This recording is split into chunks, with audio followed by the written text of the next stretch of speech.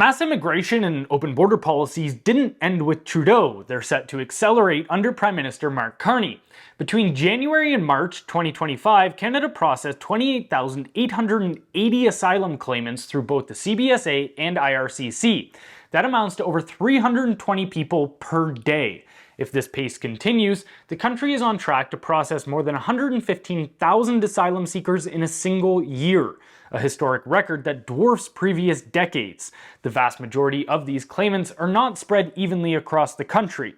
Ontario received 14,090, nearly half the total, followed by Quebec with 9,305, and British Columbia with 2,975.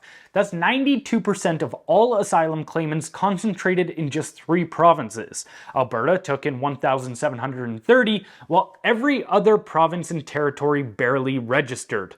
To understand how dramatic this shift is, compare it to the years 2010 to 2014, when asylum claims averaged just 10,000 to 15,000 annually.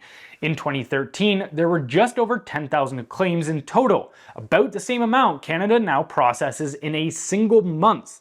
And make no mistake, this isn't accidental, it is ideological. At the World Economic Forum in 2016, Prime Minister Justin Trudeau proudly told global elites, "Now, many of you have reached out to me recently in thanks for Canada's compassionate response to the Syrian refugee crisis. But let me tell you something. When I welcomed those first families to Toronto last month, I welcomed them as new Canadians and as the future of the Canadian economy." That wasn't a statement of compassion, it was a declaration of demographic intent. Now, under Trudeau's successor Mark Carney, the trajectory is accelerating. Carney has added to his Council of Advisors the co-founder of a lobbying group that advocates for increasing Canada's population to 100 million by the year 2100. It's a vision rooted in raw numbers, not national interest, one that treats people as economic inputs in a spreadsheet rather than citizens in a shared culture.